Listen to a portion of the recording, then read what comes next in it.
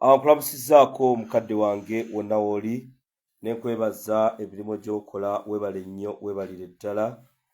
Amannya nze Julius Katongole Mumira nsanafu era nga ntuuse ngenda kumala wano obudde butono nnyo mbeere nga neeyongerera ddala mu maaso budde ngenda kumala obutono nnyo nga bwe ntera okubagamba mbeere ate nga tweyongerera ddala mu maaso mukwano gwange.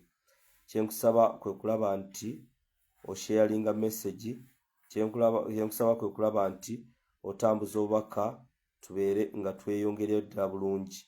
Wano sigenda kulwawo gamba ekigambo kimu tambuza obubaka, tambuza message kubanga olunaku olundeese olunaku olwaleero ate nga mutegeere amawulire gano nga bwe ngaleese. Bino si bya kusaaga, bino si bya muzannyo, tuli ku nsonga ya kukyusa nsi yaffe era omulabe ffenna tumumanyi ali mu kumalawo eggwanga lyaffe. Kye nkusaba kyokka kwe kulaba ng'otambuza vidiyo. Njagala mwenna okusookera ddala okubasaba okulaba nti munywerera ku nsonga ezo ze tuliko. Neebaza abataka bavuddeyo okulaba nti musabira Ssaabasajja Kabaka wa Buganda jjajjaffe Nakirembe Kalani Waliggo yavuddeyo n'akikola bigambo sikyalina bigambo byonna wadde n'ekigambo n'eki okuggyako mu kutetenkanya ebigambo ninayo bibiri byokka. Ekisooka buli muzzukulu yenna kobe wa mutima musajji kobe wa kika kirala ffenna tusabire nnyo Ssaabasajja Kabaka jala wuliriza bulungi ebigambo takyayina ono jjajjaffe Nakirembe Kalani Waliggo nga yali mu kwogera ebigambo bino. Tambuza message kubanga bino bye tulimu si bya kusaaga. Njagala owulirize message eno ate obubaka obufunire ddala. Jjajjaffe Alani Nakirembe Waliggo abagamba ebigambo takyakola ki? Takyayina. Bwe tuvaayo ne twogera message aba mulowooza tuli mu katemba. Wulira. Ebigambo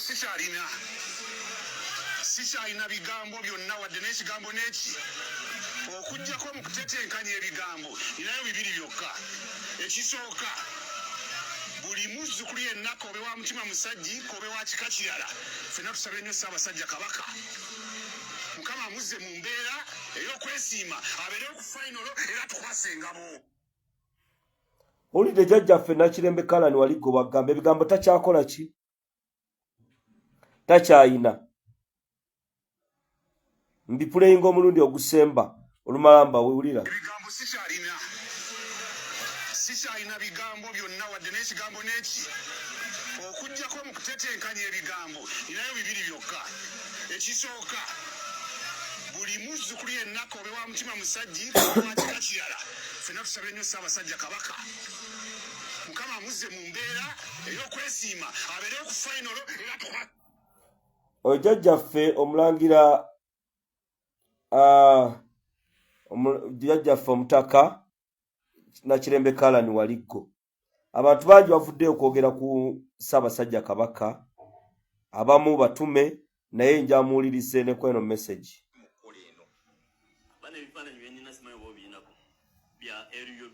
Babikubidde waggulu ku kizimbe kirala kati ekyo ne tukiteeka wabbali ne tukomawo soka tunyiikize mayiga ono. Ekisooka ngamba abantu nti Kabaka atandise okudduka omusajja ono tayagala mulaba. Emabega awo nabagamba omukuumi we yabba ensawo ye bye byakomawo. Omukuumi oyo yadduka kati ali Canada and according to the news I'm getting ali omu ku bayimiridde emabega okugamba abantu babanje Kabaka kyokka nga ye ali mu kukusa famire ya Gitwale bamulabyeko e Canada. Asooka n'adduka ng'agenze kusoma South Africa ne bamugoba ne bigaana ng'omuntu yali alina omumuteerayo akabega ate bamugobye eno kuba baali bamanyi Nankindu yagenda omumuteera kati eno ne bamugoba kati nga talina bw'asobola naye kusekendinga muntu yabadde mu lukulu abantu bamugobye n'amuggyako engalo. Ebye South Africa bwe bigaana okusoma n'akomawo wano najja ne yeekangabilizaamu awo nti agenda kudda ku protoko ya Kabaka bagimusibyeku nabaga bwe muba mumunsibyeku tajja wano wendi tujja kukubagana ne bamugoba ebbanda. Yamugamba saagala mulaba bwe mulabako nja mukuba kye kigambo kye yayogera. Then ne bamugja ebbanda ne bamuteeka ku bulangi. Yafoojenga signature ye nga mulwadde ali mu mbeera embi ennyo ne bagenda ba withdrawing 300 million from his account eya Kabaka. sente ne zitwalibwa mu kaseera ke kamu kabaka abuuza ensawo ye yabula ng'erimu ssente bagenda okwetooloola olukobe luti nga lukwata sempijja mwawule kakati eddiini Lubwasa mu mumanyi ye ayina kyali mu kuvuga era mulina okukola ki okumwegendereza. Joyce baagala njajje ku vidiyo eno n'ababaka ba paalamenti mwenna. Mwalabye omubaka w'ebikomansimbi ekintu kye yakoze ku lunaku lw'eggulo era n'avaayo n'akola nga bwe yakoze. Bulijjo mbagamba tugenda kulabisa buli muntu akolagana ne Museveni ne mulooza si byakusaaga. Naye nga sinagenda ku nsonga eno yabbalaga omukulu ono bwe yayogedde ku mbeera ya kabaka. Gw'owulirize olumala nkubuulire. Wulira. Sajja kabaka wa Buganda ali atya? Sajja kabaka gyali ayongera okuba obulungi.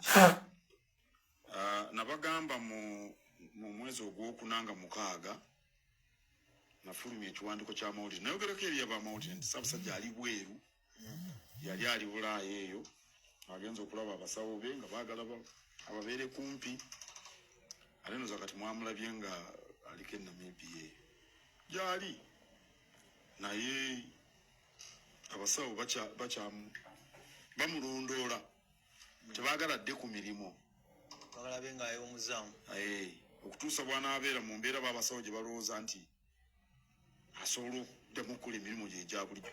Abantu bangi tebamanyi nti kabaka alina emirimu mingi oba abantu balowooza nti kabaka akeera n'atuula mu ofiisi ye n'akola emirimu era alina emirimu mingi nnyo era tumuwa lipoota mpitirivu n'ebintu ebyokusoma na biki bingi era bimukooya n'okulaba abagenyi. Kabaka alaba abantu bangi nnyo abatajja mu wano ku terefayina kale emirimu egyo giba mingi gimukooya okusinga abantu kye balowooza. Abantu boola okuba balaba Katikkiro buli wantu balowooza kabaka tayiwa kyakola baga nti kabaka akeera kukola ki kabaka akeera kukola kati abasawo tebaagala akola emirimu egyo kubanga bw'okosekamu oluusi kyagala n'owummula ate emirimu gya kabaka oluusi giba gyakulowooza. Omanyi abakulembeze mirundi mingi baba n'omulimu ogwo gwetaaga okulowooza n'obaako by'osalawo. Abantu bangi tebamanyi nti obwongo okubukozesa kikooya nnyo n'okukozesa emikono. Singa obadde okubiriza enkiiko n'abantu baba bakuwadde empapula ezirimu ebirowoozo ne bakusaba osalewo oba owabule ogenda okuzibya obudde ng'okooye. Kaakati abasawo tebaagala akola emirimu gya ngeri eyo baagala awulunzi okutuusa lw'anaabeera mu mbeera nti emusobozesa okukola emirimu gye nga bwe gwabanga edda naye nga gyali era alamula Obuganda abulamula bulungi. Era ekitiibwa nange nkubuuliza naye bw'okola emmengo oba ebibuuzo ebitutomere ebimu nga tetusobola biddamu ebimu nga tusobola biddamu ku Sande wiiki eno olunaku sijja ddu owulidde omukulu bwazzeemu kaakati ensonga eyo mugiwulidde bulungi. Kati njagala omanyi waliwo byenze mbagamba abamu nga temwagala biwulira. Nabagamba National Unity Platform enamba yange eri 0702 22 27 58. Abaganda mubanje kabaka. Abaganda muyimirire ku nsonga za kabaka. Twabawo muntu n'omu abajja ku mulamwa.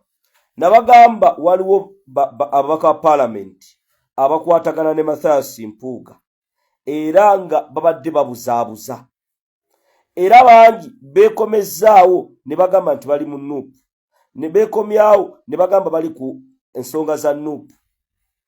Kati omukyala ow'ebukomansimbi Veronica Nannyondo ekintu kye kyabadde kitya. Veronica Nannyondo yakubidde obuliriza bulungi kati njambalage ensolime ziri mu kibiina bino tuzze tubyogera abamu nga tebaagala biwulira. Oyo mukyala Veronica Nannyondo yajja ssente ewa Anita Amongi abadde amukonekitinga n'agenda n'alya ssente. Kaakati Veronica Nannyondo olunaku lw'eggulo yabadde ayina okukola ki okusayininga ng'alaba kigenda kumulya bw'aba tasayininze. N'akubira munne omubaka ow'emukono gwe bayita Nabukeera Anifa n'amugamba nkwegayiridde njasayininga ne saagala kusayiningira mu kamera n'agenda n'ayogera n'omubaka gwe bayita Patrick Nsamba Oshabe ow'Ekasanda. Patrick Nsamba n'amugamba kale ojja kusayininga. Era omukyalo ono njabusoke mu biwulire olumamba buwulire ssente ze yalya era nakikazito abakamutadde kuwulira.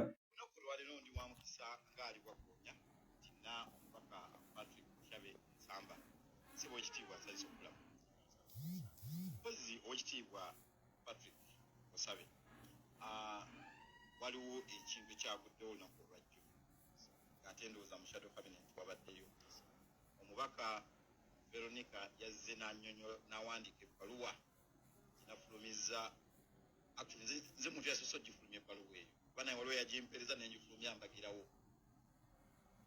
okulekulira okuwandika ebbaluwa nga ajjayo omukono gwe ku sensya yammwe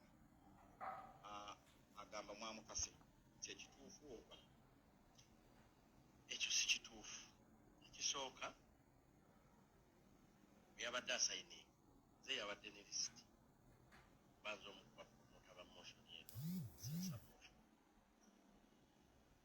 Ennyondo lunaku lwajjo twabadde ne shadow cabinet n'opu nga tuyise nga bamemba ba shadow cabinet. Ennyondo si memba wa shadow cabinet era tabeerangako mu shadow cabinet kati yajja atya mu meeting yammwe ati nategeezeddwa omubaka munne mukwano gwe Nabukeera nva kwogerako mukono nebonabona nnyo ayagala kusayininga weereze ku lisiti asayininge ne mutegeeza ne muganda Nannyo alindeko tumalirize press conference nga bwe twavudde mu meeting ng'ewedde tugenda mu press conference abamawulire bonna nga bwe bali mu press conference babangambira ebyo si mu meeting. So ababadde mu meeting babadde bamaze dde okusayininga ng'ebyo byakoze eki n'ekitabo kyagenze dda. Kati tuba tuli mu press conference Nabukeera waŋŋambira ebyo Nabukeera kye nakoze okumugamba nti lisiti njikuwa naye saagala mugende naye kuba emikono gyaffe omuntu asobola okudduka najjo naŋŋamba kamugamba jje n'amukubira n'amugamba jja nkusayininga n'ayingira kyamulese kusayininga nze saalabyewo na Nabukeera oba ddakiika ze baamazeewo. Era nga woobiwulidde ensonga za Ssaabasajja Ronald Muwenda Mutebi II zikyalanda.